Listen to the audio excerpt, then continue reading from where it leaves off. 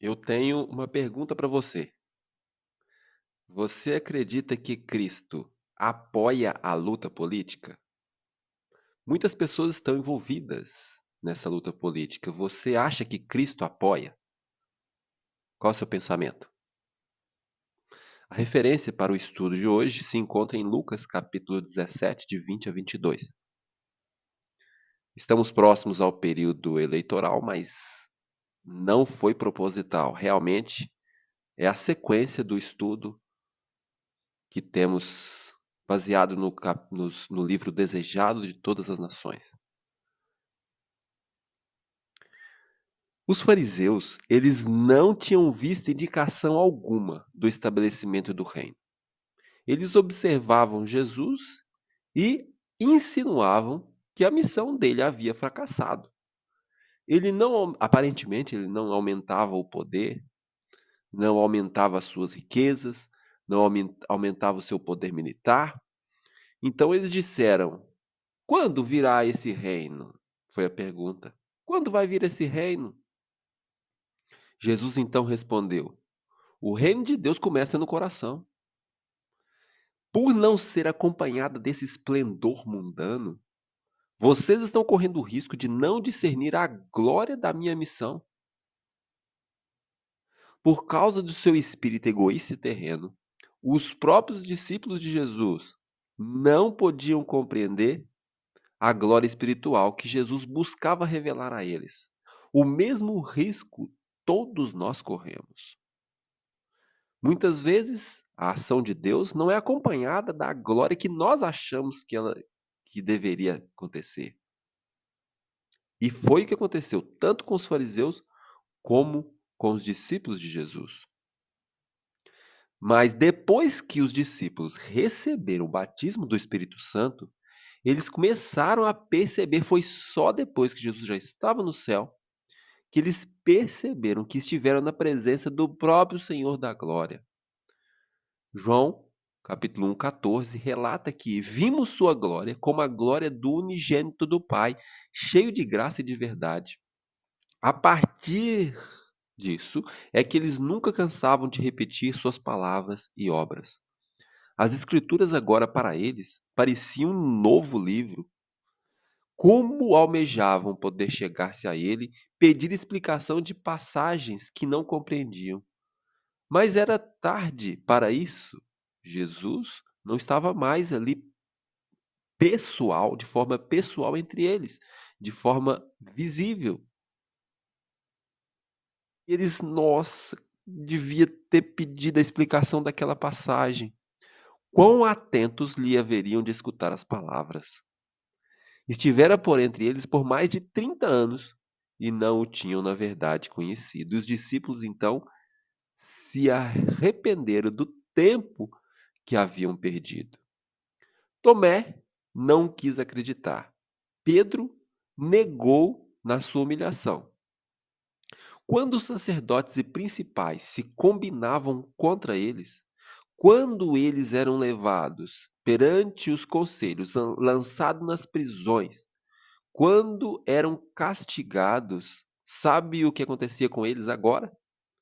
Eles se regozijavam por terem sido julgados dignos de padecer a afronta pelo nome de Jesus. Eles se envergonhavam de não terem reconhecido a presença de Jesus, mas agora, Atos, capítulo 5, verso 41, agora eles se regozijavam, se alegravam por serem dignos de sofrer pelo nome de Jesus. A verdade e a obra de Deus não pode ser apreciada por cristãos que são amantes do mundo e transigentes. O transigente é aquele que não se preocupa. Tá bom, pode ser assim mesmo. Qualquer coisa serve para ele, é o transigente. Não por caminhos fáceis, de honras terrenas ou conformidade com o mundo, encontram-se os seguidores do Mestre. Não é por esse caminho, por caminhos fáceis. Efésios 6:2 nos relata isso. E 1 Coríntios 2,14 diz que o homem natural, ele não compreende as coisas do Espírito de Deus. Se o homem for deixado a si mesmo, ele não vai compreender. Mas hoje, no mundo religioso, existem multidões que, segundo creem, trabalham pelo estabelecimento do reino de Cristo como um domínio terrestre e temporal, desejam tornar nosso Senhor o governador dos reinos deste mundo, o governador em seus tribunais e acampamentos, em suas câmaras legislativas, seus palácios e centros de negócio. Esperam que ele governe por meio de decretos. Esperam que Cristo governe por meio de decretos, reforçados por autoridade humana. Uma vez que Cristo não está aqui pessoalmente, eles próprios vão fazer isso, vão empreender, agir em seu lugar para executar as leis de seu reino. Muitos estão enganados nesse ponto. Eles acreditam que Cristo quer governar os reinos desse mundo. Mas Jesus, na presença de Pilatos, disse: O meu reino não é desse mundo. João 18, 36. Ele não quis aceitar o trono terrestre. E o governo sob o que Cristo vivia era corrupto, opressivo. Por todos os lados clamavam os abusos, extorsões. Tinha intolerância, tinha crueldade abusiva. Mas o Salvador não tentou nenhuma reforma civil, não atacou nenhum abuso nacional, nem condenou os inimigos da nação. Isso é incrível. Jesus não estava perdendo tempo com isso. Ele não interferiu com a autoridade, nem com a administração dos que se achavam no poder. Aquele que foi o nosso exemplo, ele se conservou afastado. Atenção. Jesus se conservou afastado dos governos terrestres. Não porque ele fosse indiferente às misérias do homem, mas porque o remédio ele deve atingir o próprio homem individualmente, o que a política não vai fazer. Não pelas decisões dos tribunais e conselhos, nem pelas assembleias legislativas, nem pelo patrocínio dos grandes do mundo, há de estabelecer-se o reino de Cristo. Aí está o único poder capaz de erguer a humanidade.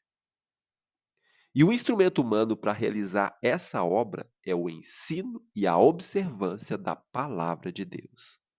Hoje, como no tempo de Cristo, a obra do reino de Deus não se acha a cargo dos que reclamam o reconhecimento e apoio dos dominadores terrestres e das leis humanas, mas dos que estão declarando ao povo, em seu nome, as verdades espirituais. Gálatas 2:20 relata o que Paulo diz. Ele diz: Já estou crucificado com Cristo, e vivo não mais eu, mas Cristo vive em mim. Então, eles trabalharão como Paulo. Quem trabalhar dessa forma, com o único meio capaz de erguer a humanidade, que é a palavra de Deus, eles vão dizer o seguinte: nós somos embaixadores da parte de Cristo. Tem gente que quer ser embaixador da parte de Cristo, governando os reinos desse mundo. Está errado. Aqueles que trabalham como Paulo para espalhar a palavra, esses são os verdadeiros embaixadores da parte de Cristo. 2 Coríntios capítulo 5, verso 20. Se você quiser essa mensagem, ela está disponível para você usar onde você quiser, espalhar da forma que você quiser. Deus abençoe a todos nós e que nós possamos acordar enquanto é tempo.